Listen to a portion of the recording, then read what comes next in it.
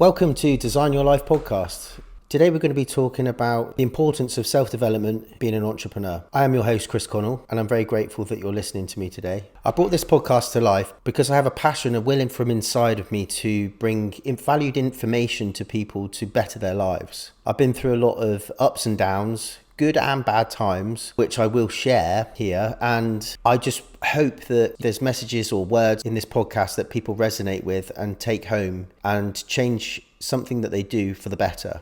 This is a great topic today. I'm really excited to talk about this. I'm an entrepreneur myself. I love running businesses. And I just want to put a lot of light on being an entrepreneur and venturing out and doing business for yourself brings to your life, and how much you have to invest in yourself to get over all these new things that you're going to be experiencing. It doesn't really matter what level you're at, you're always going to be learning and growing as a person to succeed in life and business. Firstly, why do we become entrepreneurs? What is that? I'll speak from my point of view.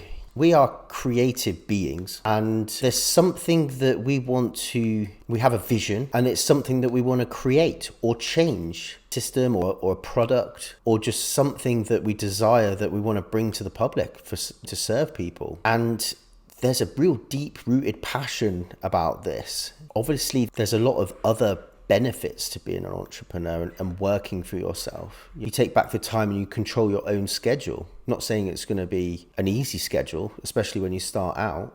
You have self-development issues. You always be learning, so you need to be open to be teachable. Why do we become an entrepreneur? We seek to have more control of our own life. We're creative people, and we just want to bring some desired design that we've created in our mind into reality. Now, that might be a service, a product, or to better some kind of system in the world that we have a vision for. The other benefits are breaking the mold of selling your life energy for whatever it is, £1 an hour. You can create your own wealth. The more valuable you are, you can bring in to further your business, further yourself, further your development, grow as a person, have nice things. So control your own time and control your own destiny and finance. Yeah, so I talk from a personal point of view.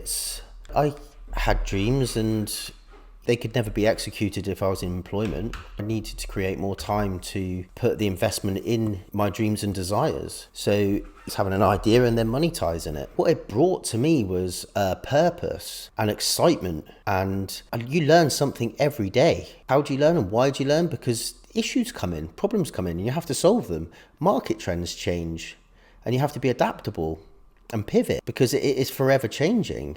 And that's the exciting thing about it. It's always chasing your desired outcome. And it never rests. You never get to the end. You always have to innovate and change as new technology comes out. The ultimate goal is to leave something like some kind of legacy, some kind of really impactful thing that you did for as many people to better their lives, whether it is a product or a service, or change their course of life for the better. If you wrote a book or something like that. So what is the importance of entrepreneurial self-development?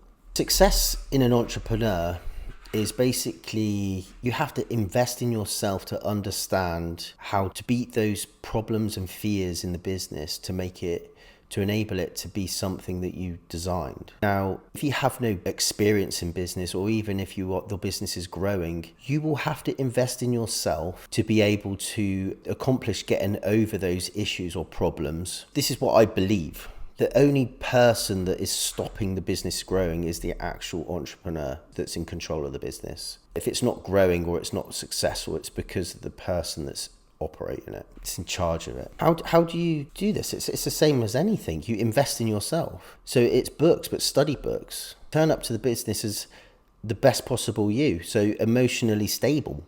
If you're talking to people and your employees and you lose your rag, turn up and talk to your employees and you get agitated and you don't control your emotions, you're going to impact the business, impacts the surroundings. So it's building a community within your business that is welcoming, supporting your employees, supporting them to be the best that they can be, understand what their desires and goals are in life, to invest in them so that they invest in you. You can get mentors, get coaching on whatever you're getting stuck on to get over that. Basically, you're in the comfort zone and the business is wanting to grow, but you're holding it back. So you need to invest in yourself and your business and your colleagues to push it forward. Another great one. Are you afraid of failure? We're all scared of failure. But it is part of the process. You need to accept it as part of the process. Without failures, you will never learn. You have to have a go, because it just means you'll never do it. I can't tell you how many times I failed at things. And then in the end, one day it just gets right, because I've invested so much time in it, my energy, and understanding how to get over that issue. Normally a mindset issue, but you just keep getting back up on the horse and having another go. Keep just constantly look for opportunities and improve for yourself, improve the business, put better systems in place, better procedures. So just take failures as, don't take them as, they're just like minor setbacks, but it's experiencing a lesson to grow for yourself and your business. And you know, if it's a monetary loss, I have many of those in my time as well. I just write it off as a lesson. I just paid for a lesson there. It's a good way to mindset it. It happens, so there's no point in getting angry about it. I just look at it as an investment for me to learn what I needed to know. I didn't get it that time. It cost me X amount of pounds. I understand it now. The success in your business is your network. It's the involvement of you putting the work in to create your network. It's not just about launching out business cards and getting a spread on business cards. You know, got rid of 250 business cards. It is not that. It is connecting with people. But people in the area that you are striving to grow in a niche of your market. Even surround yourself in people that are doing it already, what you're doing, better than you, so that you can learn from them. Strategies of building a successful network. Talk to as many people as you can. If you're scared to talk to people you need to combat that fear. Go to networking events, even if you belong to a running club. Understand listen to the people, what they're doing and saying, and then you get to share what you do too. And if you can bring value to their life, if you can help them out, then you can provide a service. You're just basically fixing their problem. And treasure what's important. Look after what's important to you. If you're building great, long-lasting relationships, that business will keep going on. But it's something that you have to nurture and attend to. It's a relationship. You have to look after it. Show up how you mean to show up. That means looking after yourself, because if you're letting people down, they're going to be moving on. If you let someone down, they're going to be moving on. Your emotional intelligence, this is an important one. They're all very important, but this is an important one. It's how you show up and how you control yourself with people when you're networking, your clients, your employees. You have to be a good, solid person to deal with the day-to-day issues of running a business. If you're getting aggravated and you fly off the handle, that's only going to be a negative impact. It's going to bring the mood down of the company. You might even lose clients. So an investment in yourself on how you can control your emotions is paramount in business. The more you can control your emotions and the situation, where you look at it from outside of the situation, the better. And even if you need to take time and pause, if you're in a situation, just call it time out. I'll come back to you if you can't figure it out, because you're letting your emotions get in the way. But the thing is to not lose it. I have done it in the past. When I was younger, I didn't have the skills there, but they have developed over the years, because I've learned that investing in myself and my emotional ability to control myself is very important. And I see the value in it as well. I do look at things a lot differently now, but that's just because I've done the work to understand it. You just need to be an emotionally stable person. So whatever's affecting you as a person, what's stopping you being up and down, that's what you need to sort out. Whether it's drinking, your food, if you're not, is it stuff at home that's aggravating you so you're not turning up at work at your best possible you as an entrepreneur? Your business is only going to do as well as you are. You are a reflection of your business.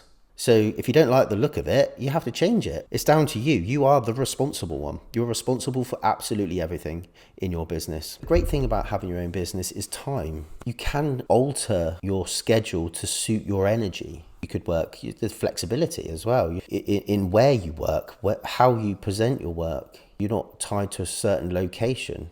But the greatest one is being in charge of your schedule. I'm a morning person, so I start early and I get it all finished probably by 2 or 3 o'clock. I have to be honest, I'm always attending to it. I'm always thinking of it and writing notes and moving things forwards, because that's what we do. You're in charge of your schedule. How cool is that? There's a lot of work, but if you do the work properly and you're present in the tasks of your day and it's all factored in. It takes time to work this out and reflection on year of what's achievable depending on the turnover you want, employees that you got, management in place. But you are in charge of your schedule. So you can work your schedule to your energy. I'm a morning person. Some of you might be more of an afternoon, evening person. But I get all my work done in the morning, all the hard things done in the morning. And then I can cruise through the rest of the day. Enjoy the afternoon with my children if I want to, because that's my choice. I haven't sold my life to someone for X amount of pounds an hour that they control. I choose what I do. Your business has needs. You have to show up for it. Yourself has needs. You have to show up for yourself, your family and your community, your network. You have to show up. You have to schedule it in. So focus on structure. How are you going to structure that? It takes time. Everybody's structure is different. Mine's different to everyone else's. Some similar outlines. I'm a morning person, so I get everything done in the morning. And then I do so I got my best energy in the morning, and then in the afternoon I do more of my meetings and stuff like that. And then evening I share with my children. But you have to be a disciplined person, I feel. The best ones are disciplined. They show up, they know it's important, they do what they say they're going to do, and they can control distractions, or they've learned how to control distractions, build better habits. Also, everything's innovative, isn't it? Everything changes, everything shifts. I'm learning more about technology, especially now since AI's come out. What an amazing tool. Those years I've been in business, just 1 week could I have all of my employees in? Can I have all of my lorries out? Can the job just go smoothly? Can it not rain just for a week? It never happened. There was always something wrong, a breakdown, or someone was poorly or something like that. So job's not starting, or because there's a hold up with planning or some kind of regulation, or the file was missing, whatever it might be. Or there's a power cut, or the road's blocked. That is being an entrepreneur at its best. It's being able to evolve and expect these things. And that's the excitement of it. It's annoying, but if you just turn that annoyance into excitement, just a mindset thing, there we go, this is what I've got to sort out today. You have to pivot, you have to evolve, you have to problem solve. You have to be the best problem solver. If you want your business to be successful, you have to be the best problem solver. And dig in. You can dig in for months and it's just crap. It's just like, why am I doing this? It'd be a lot easier to work for someone. But it's the good times. When you succeed, it's those moments that you'll bring home and feel great about. And the win, financial win, and the happy employees, it's just great. And building something that you're proud of, bringing something to life that you designed. You had an idea and a vision in your mind and you just brought that to life. How cool is that? I priced loads of jobs. Being a developer, lots of things. I didn't get a lot of them. So it's just getting used to rejection. It's just a part of it. Because a lot of people have fear over rejection, over no's. I would rather go for 10 jobs and just know that I'm a good chance of getting one. Or if I was going for developments, I put in for 3 houses, know that hopefully one will come off. But I preempted that in the end. It's not like I didn't put all my eggs in one basket. I'm not afraid of getting rejected. I'm not afraid of getting no. At least I am out there actively going for it, which is a lot more than other people. I don't care if it's a no. I'll just go on to the next one. I'll just keep doing it again. Because I will get one. Eventually I will get one. And the mindset over that is, if I don't get them, it's meant to be. I wasn't meant to get that job. And for a few reasons, we weren't aligned as a company or client, or I just wasn't ready as a person.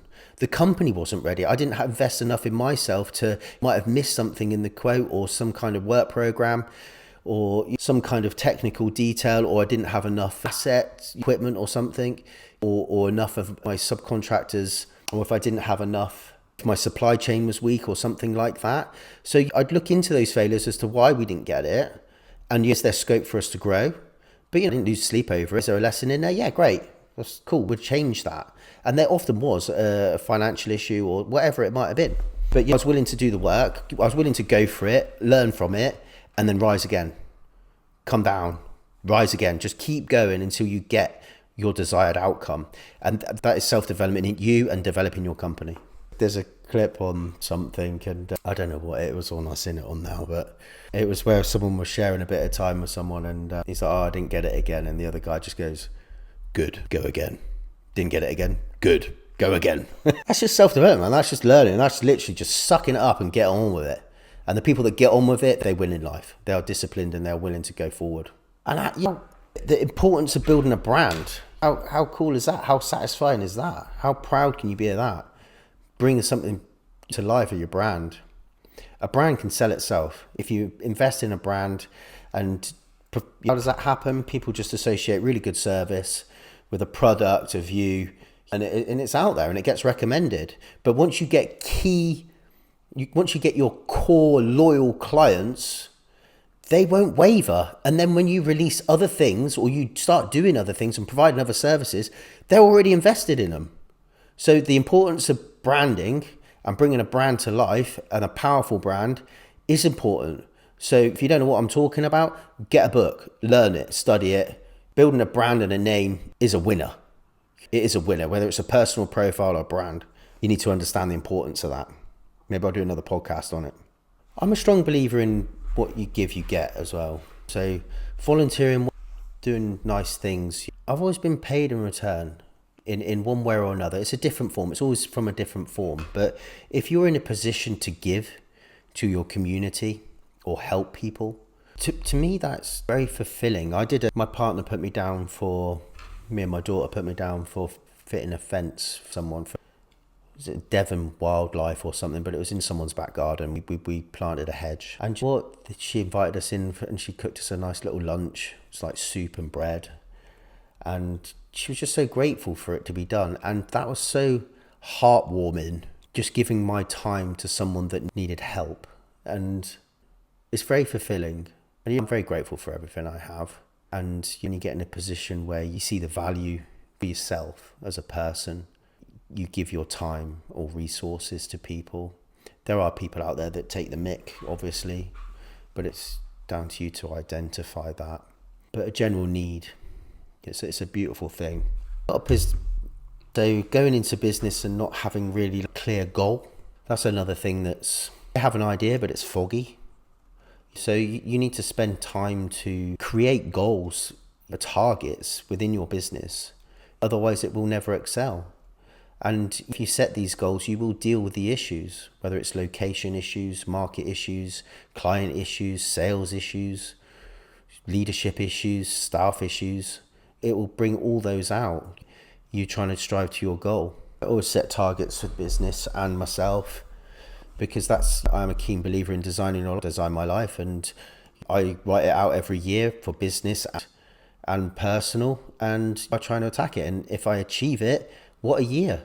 All those things that I had ideas at the beginning of the year, I wrote them down and I planned them out and I put them in the calendar and knock them off. And at the end of the year, you look back and it's like, wow, we actually achieved that. But you're also setting those goals in business. You can identify the areas that you've got to brush up on. You have to do better in. What employees do we need to forecast into the future? What sales, what offices, what equipment? It's all these things that you will identify financing. So having clear vision on your goals and what you want the company to look like, and the team on board with that, or if that's not that team, it might be a new team. You have to come to a realistic fact of that. Some people don't want to be invested as much as you are in your business, so you need to find the people that are. So the takeaway from that is, if you don't have goals, if you're not actually producing proper written out goals, you don't have any clear vision, and you can't instruct your staff or your business strategies to reflect that. So paramount of goal setting is a non-negotiable for me. Maintaining a work-life balance. You are in charge of your schedule. How important is it to you? So as far as I'm concerned, self-development, self-investment, keeping healthy, fit is number one. You cannot show up your best to a job if you're not looking after yourself. You might be poorly for a week if you neglect your health. You know, that ain't going to serve your business any good. It's definitely not going to serve your family any good, or your home life. So me, work-life balance, my fitness and health comes first. I go to the gym every day. I read a book every day in the morning. It's done. First thing, I am sorted. I'm done. All done by 7 o'clock in the morning. Everything's done for me. I've looked after myself. I've ticked that box. Then it's work. I get my work done. Although I get the hardest things out of the way. And what programming, because I am in charge of my schedule, I can put everything in my schedule that aligns with my energy during the day. And then family's really important to me. Spending time with my kids. So that's all scheduled in. So I show up to it. You're seeing immediate family as well, and friends and colleagues and relatives. You're just in charge of it. So it's a work-life balance. And then holidays, you want 2 holidays a year, or 3, 4, 5, 6 holidays, whatever it is. Weekend breaks, time to chill out. You are in charge of your schedule. So it's how to generate this kind of thing. And another thing is, be wary of how you book things in. So reflect on last year's calendar as to how your energy flowed. It's no good having a massive project the day after you come back from a holiday, because I would be gearing up for that project whilst I'm on holiday. So best thing is to get everything out of the way before you go on holiday, so that you can actually relax, and then you plan something when you get back from your holiday that's not massive. Otherwise you won't be present on holiday for your family. I wouldn't be anyway. But that's things that I've learned over the years. I'm very grateful for you listening today. I've really enjoyed it. If any of this resonated with you, please drop me a message on Insta, Chris A. Connell. And if you feel that this would benefit to anybody, please share it with them. Go and do something for yourself today that you will thank yourself tomorrow for. Have a great day.